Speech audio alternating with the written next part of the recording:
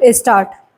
राजनीतिक दलों के लिए नियमन की मांग करने वाली याचिका पर सुप्रीम कोर्ट की ओर से चुनाव आयोग और विधि आयोग को नोटिस दिया जाना एक सही कदम है।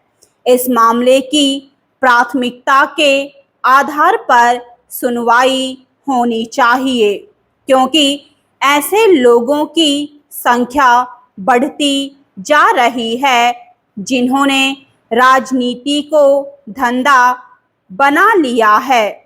ऐसे लोग केवल पैसा उगाने या अपना रसूख कायम करने के उद्देश्य से राजनीतिक दल गठित करते हैं और चुनाव लड़ते अथवा लड़वाते हैं।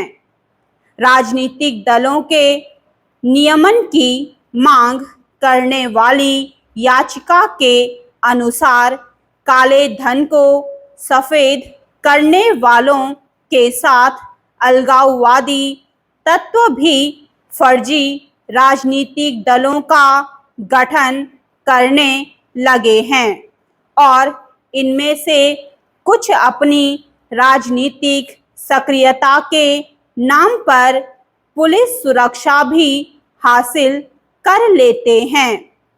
इसे महज आरोप नहीं कहा जा सकता, क्योंकि हाल में आयकर विभाग की छापेमारी में कई फर्जी राजनीतिक दल पता चले।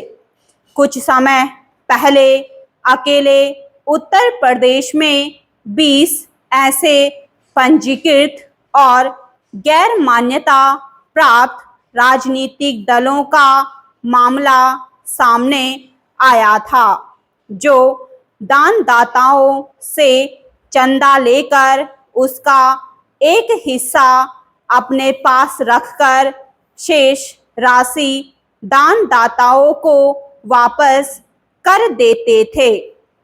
इस प्रक्रिया में काले धन और टैक्स चोरी के पैसे का इस्तेमाल होता था। इसे राजनीति की आड़ में किए जाने वाले घोटाले के अलावा और कुछ नहीं कह सकते।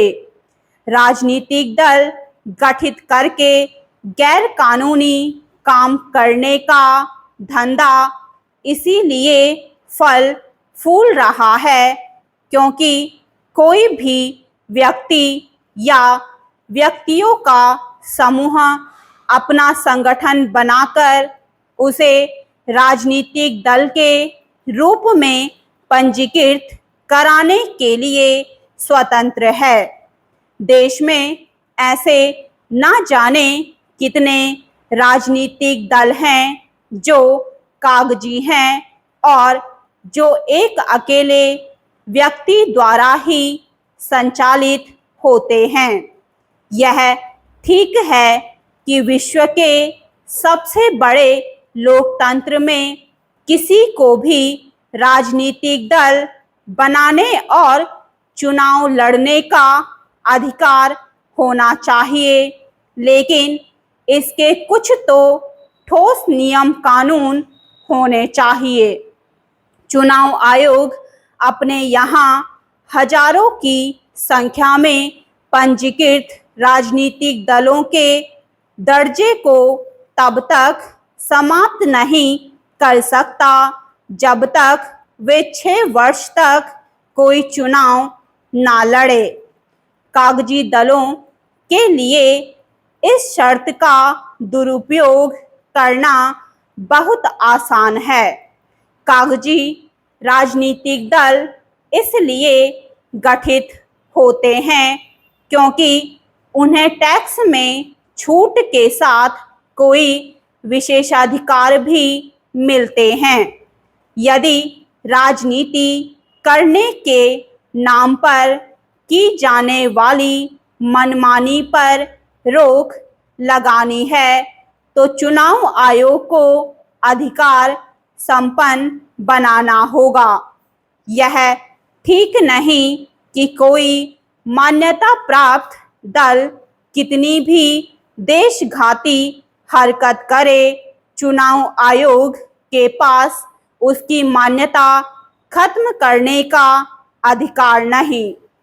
यह भी विचित्र है कि अपने देश में संगीन आरोपों में जेल में बंद लोग भी चुनाव लड़ने में समर्थ हैं, पर मामूली मामले में भी जेल गया कोई व्यक्ति वोट नहीं डाल सकता।